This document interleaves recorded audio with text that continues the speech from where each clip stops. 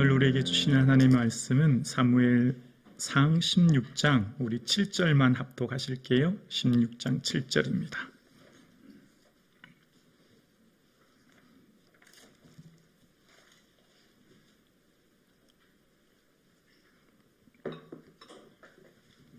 함께요. 여호와께서 사무엘에게 이르시되 그의 용모와 키를 보지 말라. 내가 이미 그를 버렸노라. 내가 보는 것은 사람과 같이 아니하니 사람은 외모를 보거니와 나 여호와는 중심을 보느니라 하시더라. 아멘. 예배드림이 축복인 줄로 믿습니다. 아멘. 하나님께서 주목하시는 사람, 그 한 사람 되어질 수 있기를 주님의 이름으로 축복합니다. 먼저 오늘 본문 1절입니다. 여호와께서 사무엘에게 이르시되 내가 이미 사울을 버려 이스라엘 왕이 되지 못하게 하였거늘 내가 그를 위하여 언제까지 슬퍼하겠느냐. 너는 뿔에 기름을 채워 가지고 가라. 내가 너를 베들레헴 사람 이새에게로 보내리니 이는 내가 그의 아들 중에서 한 왕을 보았느니라 하시는지라. 아멘. 하나님께서는 이제 사울을 버려 새로운 한 사람 다윗을 택하여 왕을 세우겠다 말씀하시는 내용인데요. 오늘 본문 1절 하반절에 이렇게 말씀하십니다.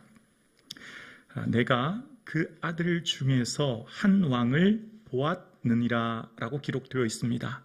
여기 보다라고 하는 히브리어 원어는 라라는 뜻인데요. 보다, 바라보다 이런 의미가 있습니다. 여러분, 우리 인생의 가장 큰 축복은 하나님이 바라보는 인생, 하나님이 주목하는 인생이 우리의 삶에 참된 축복이요 은혜의 삶이 되는 거예요. 자, 왜 그것이 축복인지를 이제 살펴보려고 하는데요. 먼저 이 라라고 하는 단어가 어떻게 쓰였는지 성경 전체 흐름 중에 창세기를 중심으로 한번 살펴보려고 합니다. 하나님은 우리의 과거, 현재뿐만 아니라 전생의 미래까지도 아시는 전능하신 하나님이십니다. 그 하나님이 우리를 주목하시는 것은 특별한 인도, 계획, 준비하심의 은혜를 덧입는 겁니다. 창세기 22장에 보면 하나님께서 아브라함에게 모리아산에서 아들을 번제로 드리라고 말씀하셨고 이제 이른 아침 아브라함은 이제 이삭을 데리고 함께 모리아산으로 갑니다. 그때 창세기 22장 4절에 보면 아브라함이 눈을 들어 그곳을 멀리 바라본지라 이렇게 말합니다. 아브라함이 이제 가야 할 그 산을 향해 멀리 바라봤다는 거예요. 자, 그때 아브라함이 마음이 어땠을까요? 염려되고 근심되고 걱정되었을 거예요. 내 아들 이삭 번제로 바치라고 하는데 어떡하지라고 하는 그 염려가 그 마음에 가득한 눈으로 바라보았을 것입니다. 자, 그럴 때 아브라함이 라라는 단어, 바라보다는 단어가 이 창세기 22장이 또 언제 쓰이냐면 바로 창세기 22장 8절에 보면 하나님이 자기를 위하여 친히 준비하시리라 라고 할 때 이 준비라는 단어가 라라는 단어예요. 바라보다라는 단어거든요. 자, 이게 어떤 말이었죠? 아들 이삭과 함께 번제를 드리러 가는데 이삭이 아버지에게 묻잖아요. 아버지, 불과 나무는 있는데 어린 양 어디 있어요? 번제 드릴 양 어디 있습니까? 라고 물었을 때 아브라함이 이삭에게 어떻게 대답하죠? 아들아, 번제할 어린 양은 하나님이 자기를 위하여 친히 준비하시리라 그렇게 말씀하셨죠. 하나님이 준비해 놓으신다는 거예요. 그런데 이때 준비라는 단어가 라라는 단어예요. 바라보다라는 단어예요. 아브라함은 아까 조금 전에 출발할 때 염려의 눈빛으로 바라보면서 출발했죠. 근데 하나님께서 나를 위해 친히 준비하실 것이다. 우리를 위해 친히 어린 양을 바라보실 것이다 라고 고백해요. 하나님이 지금 우리가 걸어가는 길 속에 어린 양을 준비하지 않은 것 알고 계시고 하나님은 친히 그 어린 양을 바라보고 계실 거야. 우리를 향해 준비하고 계실 거야. 그 말을 한 거예요. 그리고 드디어 모리아산에 도착했습니다. 그리고 도착해서 아브라함이 이삭을 치려고 할 때 아브라함아 내 독자 아들 이삭을 건드리지 말아라. 드디어 내가 나를 사랑하는 줄 이제 알았다라고 말씀하셨죠. 그리고 난 뒤에 또 어떤 표현이 나오냐면 아브라함이 눈을 들어 살펴본즉 한 순양이 뒤에 있는데 라고 이야기합니다. 여기 살펴본즉이라는 단어가 또 라예요. 아브라함이 아들 이삭을 번제로 바치자고 할 때 하나님께서 이제 내 마음 알았다 말씀하셨죠. 그 즉시 아브라함이 눈을 들어 보았을 때 한 순양이 보인 거예요. 조금 전에 하나님께서 준비하리라고 말씀하셨던 대로 한 양을 준비해 놓으셨고, 그래서 그때 여호와 이레라고 하셨고, 이는 여호와의 산에서 준비되리라 하더라 라고 말하죠. 여기서 다시 준비되리라는 뜻은 라다는 단어를 씁니다. 하나님이 바라보고 계신다는 것은 다른 말로 말하면 준비하고 계시고 인도하고 계시고 계획하고 계시다는 뜻이에요. 다시요. 우리는 우리의 삶을 바라볼 때 염려와 근심으로 바라보죠. 현재 내 삶, 또 미래에 있어질 내 삶을 걱정과 염려와 근심으로 바라보죠. 그러나 하나님께서 우리 인생을 바라보시며 나의 삶을 바라보시는 것은 인도하시고 계획하시고 준비하신 가운데 바라보시는 겁니다. 그래서 히브리서 4장 16절에 보면 우리가 긍휼하심을 받고 때를 따라 돕는 은혜를 얻기 위하여 은혜의 보좌 앞에 담대히 나갈 것이니라 라고 이야기합니다. 때를 따라 돕다라는 원어의 뜻은 필요한 때를 위하여라는 거예요. 하나님은 필요한 때를 위하여 우리를 준비해 주시는데요. 그 준비하신 하나님의 은혜를 얻기 위하여 날마다 주님 앞에 나아가야 된다 말씀하고 있는 것입니다. 여러분, 하나님께서는 우리의 삶을 바라보고 계세요.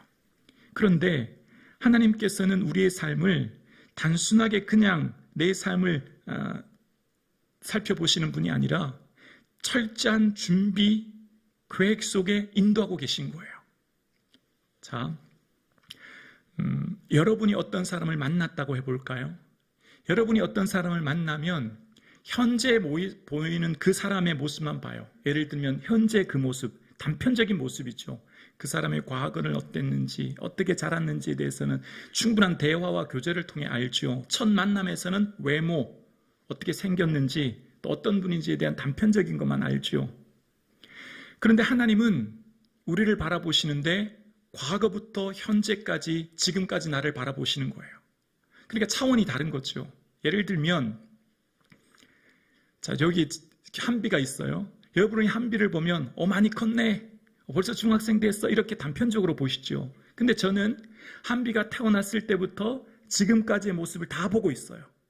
여러분이 보는 거랑 제가 보는 거랑 차원이 다르죠. 무슨 말 하는지 이해가 되시나요? 여러분, 사람은 우리를 볼 때 오해할 수 있어요. 사람들을 우리는 평가할 때 저평가할 수도 있고 잘못 말할 수도 있어요. 하나님은 그런 분이 아니에요. 하나님은 우리의 의도를 아세요. 우리의 동기도 아세요. 사람들은 나를 어떻게 오해하고 평가할지 몰라도 하나님은 내 마음 중심을 아시는 줄로 믿습니다. 하나님의 생각은 모래보다, 그 생각이 모래보다 많아요. 하나님은 우리를 창세부터 택하신 분이에요. 창세전부터 나를 택하시고 지금까지 인도하신 분은 하나님이세요. 그 하나님의 생각은 우리의 생각을 뛰어넘는, 어머니가 자식을 생각하는 것처럼, 자식이 어머니의 생각을 다 헤아릴 수 없는 것처럼 하나님의 그 오묘하신 생각은 우리가 다 이리 알 수가 없는 거예요. 그 하나님이 우리를 바라보고 계시기에 우리의 삶 가운데 하나님의 은혜 가운데 우리는 거하기에 그래서 감사한 거예요. 사랑하는 성도님, 지금 여러분 마음이 무거우세요? 어떤 사람과의 관계 혹은 삶의 일상의 문제, 삶의 어려움 때문에 지치세요? 그 사람이 나를 오해하고 그 사람이 나를 어떻게 보든 괜찮아요. 주님이 날 보고 계시거든요. 언젠간 주님이 그 모든 문제도 해결해 주실 줄로 믿습니다. 사람이 여호와를 기쁘시게 하면 그 사람의 원수라도 그를 화목하게 하신다고 말씀하셨으니 우리가 하나님께서 기쁘게 드리는 삶을 살 때 하나님께서 그 모든 어려움 풀어주실 줄로 믿습니다. 하나님께서 바라보시는 게 축복이에요. 다윗의 삶을 하나님은 다윗의 모태에서부터 바라보셨어요. 그리고 다윗의 현재의 삶까지를 바라보고 계세요. 그러면서 사무엘은 엘리압을 보면서 이가 그 사람이다라고 생각했습니다. 왜냐하면 키가, 용모가 너무 뛰어났기 때문이에요. 아마 사울을 생각했던 것 같아요. 사울이 외모가 다른 사람보다 어깨 위나 컸기 때문이죠. 근데 그것은 사무엘의 선입견이었어요. 사무엘은 단순히 엘리압 그 한 사람의 그 순간의 단편적인 외모만 볼 뿐이지요.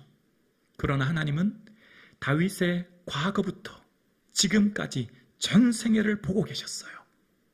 그리고 사무엘은 편견 속에 엘리압을 택하려고 했고 이새 또한 그 자리에 다윗을 부르지 않았어요. 막내라, 장자 중심의 이 문화사회에서 막내가 굳이 올 필요 있을까? 누군가는 양을 쳐야 했기에 다윗을 그냥 뒀습니다. 그러나 하나님은 다윗을 지켜보고 계셨어요. 다윗의 어떤 걸 지켜보셨을까요? 중심을 보셨다는 거예요. 다윗의 중심에 뭐가 있었을까요? 여러분, 이후에 다윗이 했던 말 기억나세요? 골리앗과의 전투전에서 사울왕에게 했던 말입니다. 걱정하지 마십시오. 제가 사자와 곰도 쳐서 무찔렀는데 저 하나님의 이름을 모르는 저 이방인 내가 무찌를 수 있습니다. 기억나시죠? 다윗은 매 순간마다 사자와 곰을 치면서까지 어린 양 한 마리 지키기 위해 목숨을 던졌던 사람이에요. 여러분 생각해 보세요. 물맷동을 던지는데 나에게 달려오는 곰을 맞추는 게 어렵겠어요? 가만히 서 있는 고구 3m 되는 사람의 골리앗이 쉽겠어요? 골리앗이 훨씬 쉬워요. 사자와 곰을 넘어뜨렸던 다윗에게 골리앗은 아무것도 아니에요. 뭐로부터 나올까요? 일상에서의 충실함, 사람들이 보든 말든 하나님 앞에 매 순간의 삶을 충실했던 다윗의 중심, 소년 다윗, 그 중심에는 아버지의 양 한 마리 지키기 위해 목숨 걸고 시간만 나면 뭐 했을까요? 아마 물맷돌 던졌을 거예요. 어떻게 하면 다시금 다음에 사자나 곰이 오면 무찔러야 되니까. 일상의 삶의 충실함을 하나님 지켜보셨던 거예요. 사람은 단편적인 모습만 봐요. 순간적인 모습만 봐요. 외모만 봐요. 스펙과 조건만 봐요. 그렇지 않아요. 하나님은 그런 분이 아니에요. 내 일생 전체를 보세요. 내 일생 전체의 궤적을 살펴보세요. 그 하나님이 계시기에 우리의 삶이 외롭지 않아요. 우리의 삶이 고독하지 않아요. 왜요?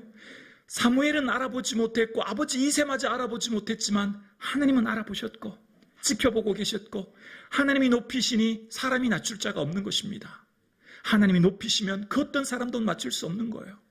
오늘 예배드리신 저와 여러분 삶 가운데 일상의 삶을 충실히 살아가는 것, 사람들이 알아봐주지 않고 때로는 하찮은 일 같고 때로는 별 볼 일 없는 연약한 일 같아도 걱정하지 마세요.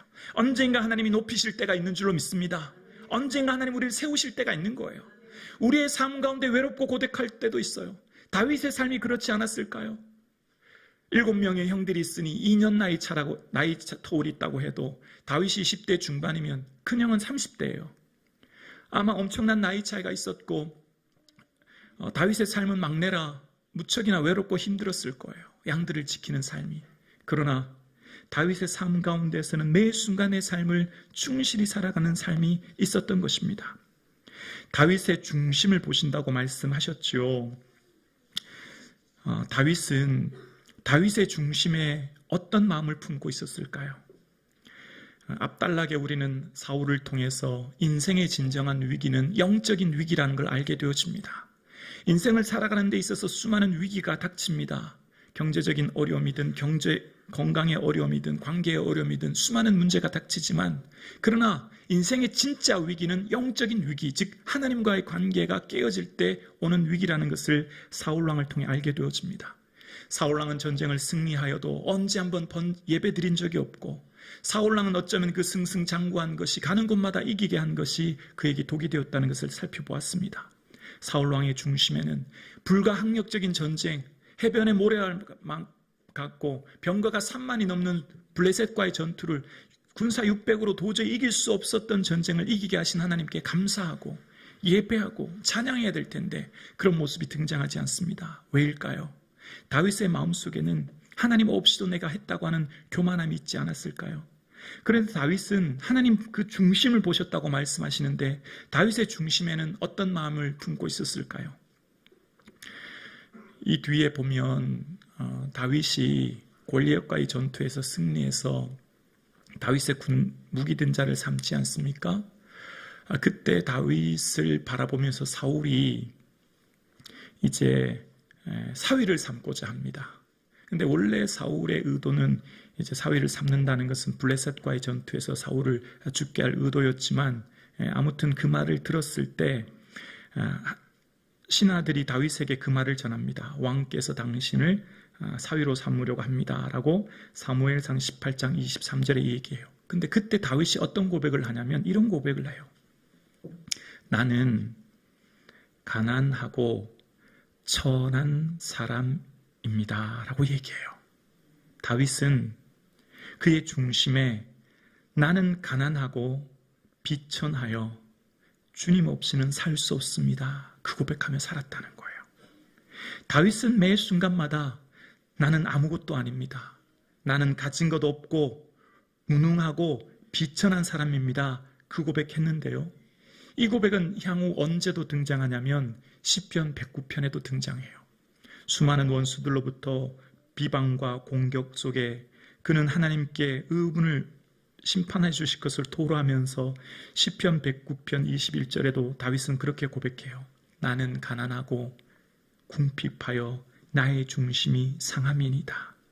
다윗의 마음의 중심은 언제나 하나님, 나는 가난한 사람입니다, 나는 비천하여 궁핍합니다, 그 마음 갖고 있었다는 거예요. 뭘 말할까요? 사울왕은 하나님 앞에 교만한 마음을 가져 불가항력적인 전쟁에서 승리했을 때 하나님께 감사하지 못했지만, 다윗은 매 순간마다 나는 연약하여 부족하여 가난하고 궁핍하여 천하여 하나님 도움 없이는 살 수 없습니다라고 고백했던 그는 언제나 매 순간마다 하나님을 예배하고 그의 삶 가운데 하나님께 찬양하는 삶을 살았던 것을 보게 되어집니다. 하나님의 은혜는 자신을 낮추는 자에게 은혜가 부어지는 거예요. 하나님께서 은혜 받는 사람, 긍휼히 여기는 사람, 하나님 들어 쓰시는 사람은 어떤 사람이라고요? 겸손한 사람이에요. 어떤 사람이 겸손해요? 하나님, 나는 가난하고 천한 사람입니다, 나는 무능하고 무지합니다. 그래서 다윗이 항상 고백한 게 있어요. 나의 힘이 되신 여호와요. 언제나 하나님을 나의 힘이라고 고백하는 것이죠. 오늘 함께 예배드리시는 여러분, 여러분의 삶은 어떻습니까? 여러분 스스로를 어떻게 정의하십니까?